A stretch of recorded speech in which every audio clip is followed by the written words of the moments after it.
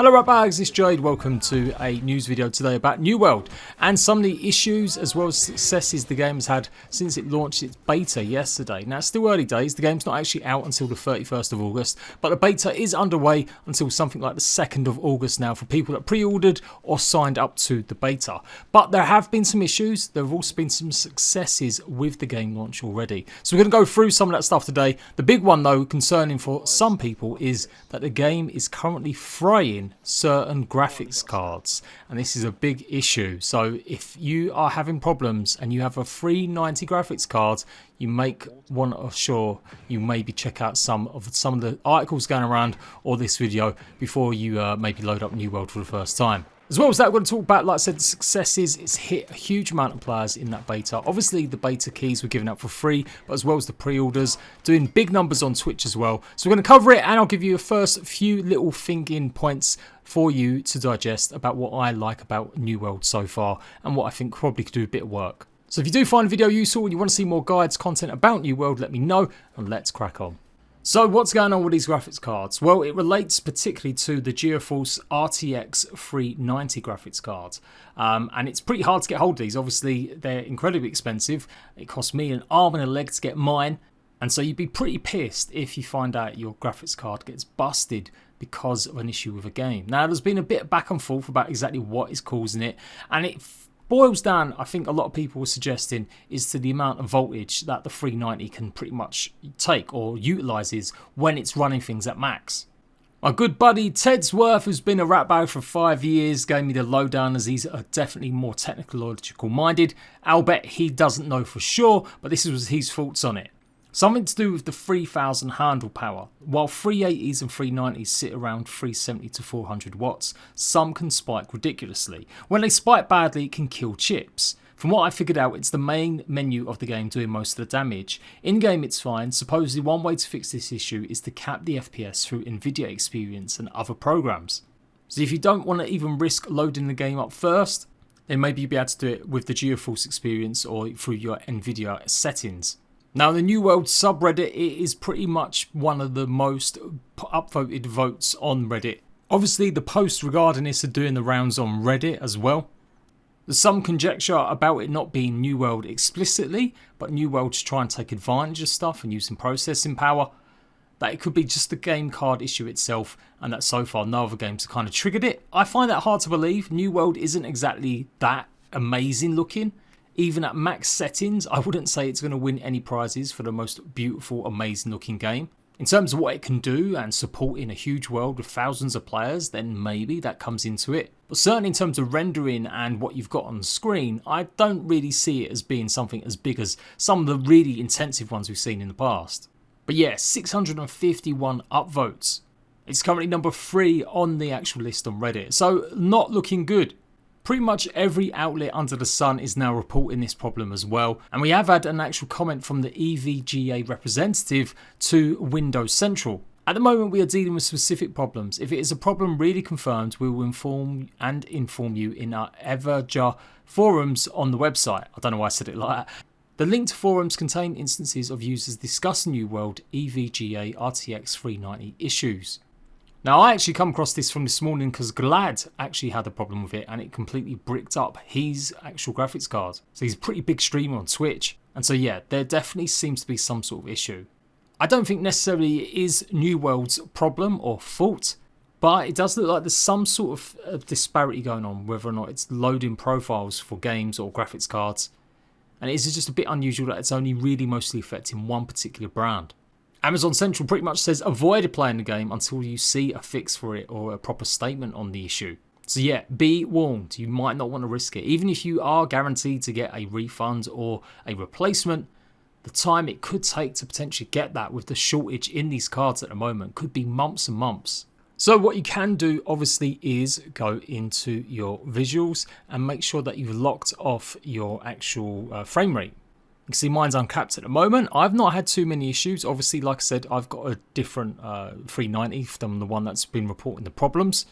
Mine was a Zotac Gaming one that I got with my PC. It's pretty much the only one that I didn't get a choice in choosing it. And so I've been okay so far, but others are reporting that potentially a fix for it right now, if you want to try getting into the game, is obviously make sure you've got something like 60 or 30 FPS limiter. I would also suggest that you don't have the graphics quality as high, maybe have it's high or just medium. We click the FPS shown on, you can see it's hitting just a good stable 60 FPS there. If we do uncapped, then it could be potentially a lot bigger, but at the moment on the actual menu home screen, it's around 60 still. Obviously you have VSync on as well, that might help, and you can go ahead and turn off or reduce the amount of nameplates that you see on the screen as well to help that too. My temperatures never really got above 65. I think at one point it maybe hit 70, and that was under increased load when I just got into the game, but other than that it was pretty much at 60 to 65 the whole way, and my actual fans were probably no more than 1200 at their max. As you might expect from a launch for a game like this, there's going to be queues. I think the queues last night were pretty horrendous. Some people were reporting up to an hour, lots of disconnects while trying it. I was okay yesterday. I started it early as soon as the servers went live at 5 o'clock. And only today, when I've just gone on to go on now, there was a small queue. So yeah, you are going to have this kind of issue for a few days. The devs have been putting up more servers though in each of the regions. So hopefully you'll all be able to get on. And I guess they're just trying to absolutely do what they should be doing and testing the infrastructure before the full release at the end of the month of August. Anyway, that's the negatives out of the way. Let's take a look at some of the positives. As you can see as well, currently right now it's in the top 5 of the most played games. There's 165,000 players currently on it right now. It hit a peak of 190,000 last night. That puts it in the top 10 biggest peaks, I do believe, this year. And it's pretty phenomenal. Now, be careful with jumping on the hype bandwagon. Jade, a lot of them sign-ups for the beta did come from just doing it for free. If you've been trying a lot of the game in the past few months, chances are you're probably given a key for it anyway if you took part in any of the alphas. They've been giving keys left, right and centre to creators. They gave me like 10. And of course, you know, people may actually be buying it off the store page. Now, it's not guaranteed that you'll take part in the beta if you do sign up for the free kind of version of it. But if you pre-ordered the game on Amazon by July 17th, you'll receive your invite by July 19th, so you should have had it. Or you might have to wait 2 days if you bought the game via Amazon. If you've bought the game on Steam, you should have direct access to the beta straight away. Buy it on Steam and then it will load up and you'll be able to take part in the beta in the Steam library. At the moment, the regions are North America, Europe, Australia and Brazil. No progress is going to be carrying over from the beta until the full launch. Obviously, with a brand new game, big hype, lots of people playing it and creators, it's bound to obviously be somewhere high up on Twitch. I think it'd be pretty shameful if the game didn't make an appearance in the top 5. Currently number 2 at the moment, 323,000 viewers. It's quickly gaining on just chatting. So again, big numbers, but surely expected coming from the game maker themselves, who obviously own Twitch too. As for my thoughts on it, I am enjoying it. I'm not a big MMO player. Back in the day, ESO, when it first came out on consoles back in the day. But I've never been into any of the other MMOs. The grind and the hours that you've got to put in. I've just never been a big fan of tab targeting. So I like the idea of New World. It reminds me a lot of Conan Exiles, the type of world and the combat situation. And I think it was after some critical videos of Conan Exiles, that's why I got invited to LA to check the game out and give the devs some feedback. It's come a long way. That was like 3 years ago. And yeah, I can't sit here and say I've not enjoyed running around Aeternum, gathering resources and hopefully getting to a point that I'm leveling up. The grind is pretty severe though, and it does feel like there's a lot of hand holding.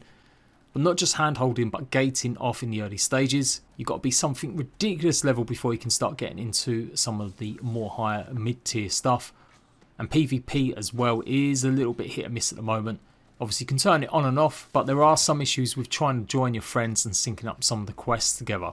But overall, I would say it's a good solid start for New World. It shows promise. If they can adjust maybe some of the XP gains that you get and make it more viable option to go off and explore and do your own thing rather than just absolutely be forced to follow the story, as that is currently the best way to get lots of XP, I think New World could potentially be pretty good. And that is pretty much it. A tale of some big success and obviously a problem for some. Realistically, not that many people have 390s. They were so expensive anyway. They're usually the most premium card you can get other than the 380 Ti that just came out. And so it's going to affect a small group of people. But especially though, it could be a problem affecting a lot of content creators who maybe have splurged like me on a bit more expensive graphics card.